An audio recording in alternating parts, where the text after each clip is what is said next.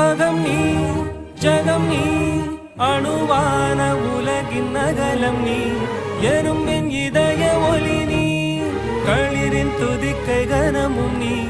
ஆயிரம் கை உண்டென்றால் நீ ஒரு கை தரக்கூடாதா ஈராயிரம் கண் கொண்டாய் உன் ஒரு கண் என்னை பாராதா உன்னில் சரணடைந்தே